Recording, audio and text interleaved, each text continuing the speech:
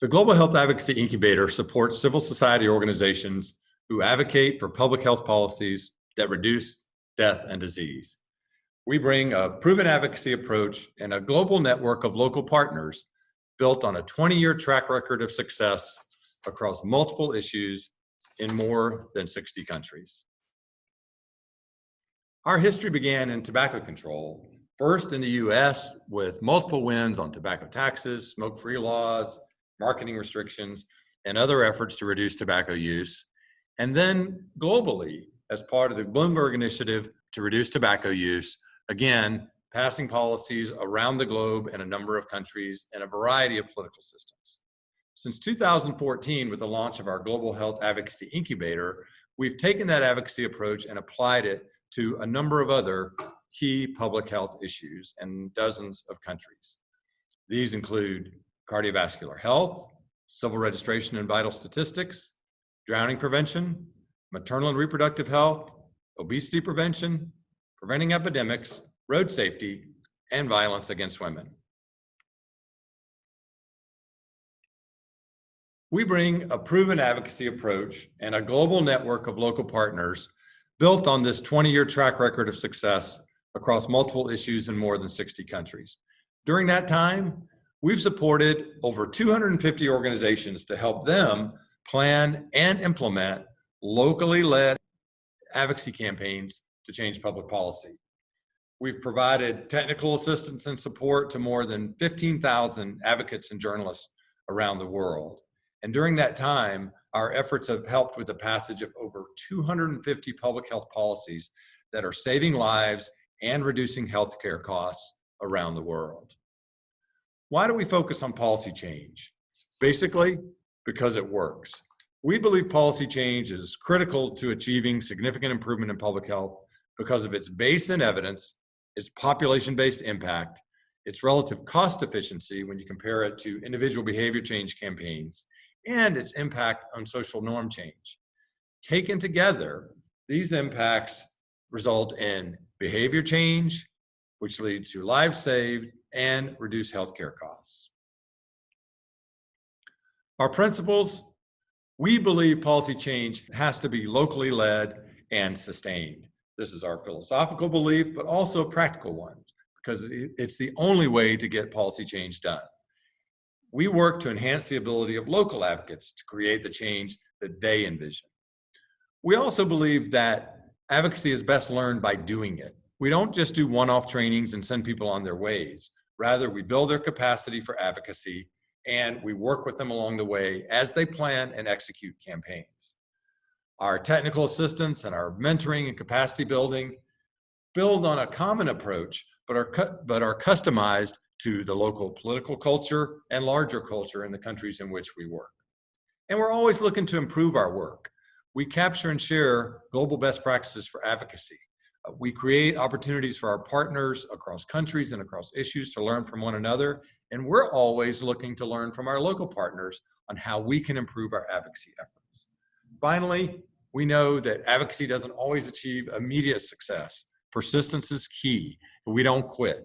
We keep going back and working until we get decision makers to adopt the policy changes that the science tells us will improve health, save lives, and save healthcare dollars. How do we go about implementing our approach with our local partners? It all begins with capacity building. We know that strong advocates are the key to passing strong policies. So once we've identified potential local partners, capacity building of our partners is integrated into our overall campaign strategy. First, we have to assess the organizational capacity across the multiple advocacy domains that are part of a campaign plan, whether that's influencing policymakers, media advocacy, coalition building, etc.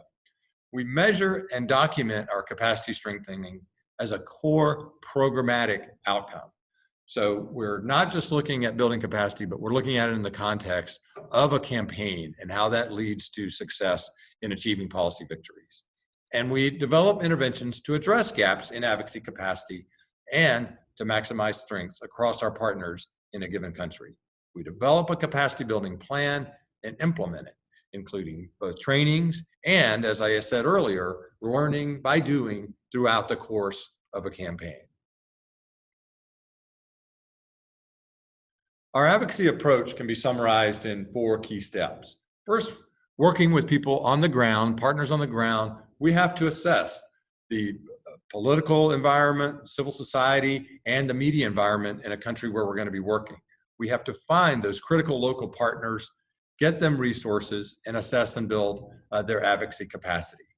Then we have to plan for our campaigns. We do legal and policy analysis, political mapping, and all of this leads to a strategic plan for advocacy to engage policymakers, conduct media advocacy, build strong and passionate coalitions. And finally, we know that campaigns don't end with the passage of the law. We also have to advocate for governments to implement and enforce those laws when they adopt them. Just a few quick notes on our approach specifically. We have to conduct legal and policy analysis to know where the gaps in the laws are and how we can translate best practices for policy into a country's legal and legislative system. So we analyze the current laws to identify gaps, we assist in legislative review, and we're also, when our opponents are offering amendments or new legislation, we critique it and make sure that policymakers know what best practices are on our particular issues. Political mapping is critical. We have to map out with local partners not only the process of passing the law, but who the key decision makers are, who the key players are in every stage of the policymaking process, as well as who their key influencers are and how we can best get our message to the key decision makers throughout the process. We have to understand the stakeholders that are affected by the policy, including those who oppose, so we can engage supporters on our side and try to neutralize opponents. We conduct advocacy-focused research to make sure that our local partners establish themselves as the information resource on the issue for media and policymakers, providing evidence on the problems, the causes, and the solutions. Our local partners and global partners conduct primary and secondary research to support advocacy.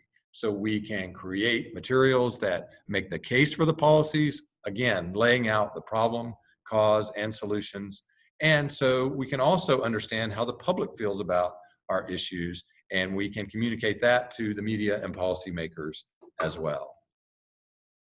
All of this research and planning leads to a strategic advocacy plan, a dynamic one that is updated regularly based on the latest intelligence about what's going on in the country in the decision-making process.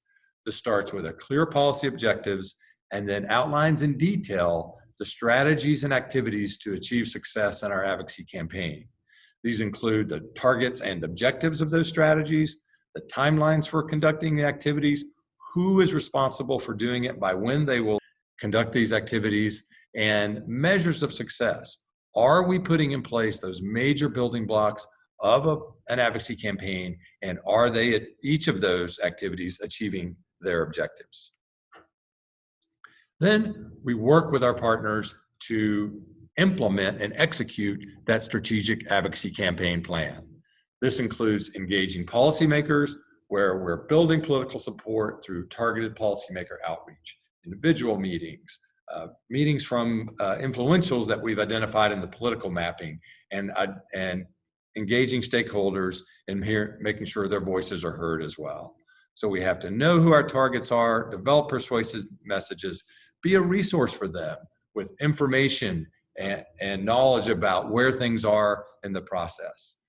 We want to create a supportive media environment for decision makers, and so they're hearing about our issue, and we have to demonstrate public support so they know that the public supports the policy change that we are advocating for.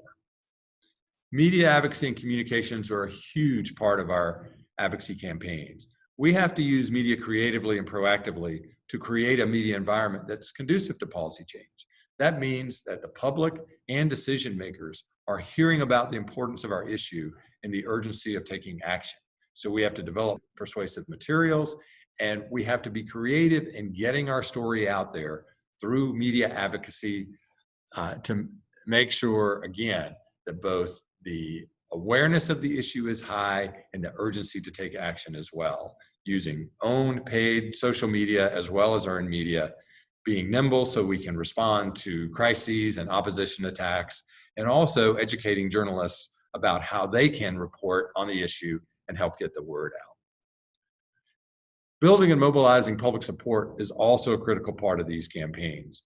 We know that, especially when there's strong opposition, that we have to build a diverse coalition based on stakeholders and influence and mobilize these groups to make their voices heard to the public and policymakers who are on the right side of our issues and who support change that will improve public health and save lives. We can also build a base of individuals and activate them at key moments. So they're reaching out to their policymakers to tell them that they care about the issues and they want them to act in the interest of public health. And finally, we're often, on many of our issues, faced with strong opposition from special interests who may be benefiting themselves at the expense of public health. And we realize that this isn't just being able to respond to their arguments. We have to do that. We have to build our case and have answers for the questions raised by opponents. But we also have to try to diminish their influence on the policymaking process by exposing their activity to try to influence policymakers and minimize their influence on the policymaking process.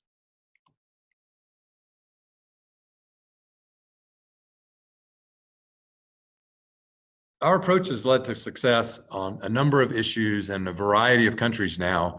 In the 6+ years we've been working on these issues with the Advocacy Incubator. We worked on a campaign in the Philippines where we worked with local organizations to build their capacity, where they became the go-to coalition for information on child restraints, and were successful in passing the first child restraint law in the Philippines, and are now working on advocacy to make sure that that child restraint law is implemented and enforced moving forward. In Tanzania, we worked with local advocates to get the government to take ownership of a transformative reproductive health campaign that provided essential services to pregnant women. This was an effort to transition the program from private funding to government funding, and in 2019 led to an agreement by the government to take over this highly effective program. And in South Africa, we helped raise awareness and support policymakers who were advancing a tax on sugary drinks to reduce the consumption of these unhealthy beverages in South Africa, which led to the passage of this law in 2017. It went into effect in 2018. We'd love to work together with you and partner on advancing policy change that can improve health and healthcare.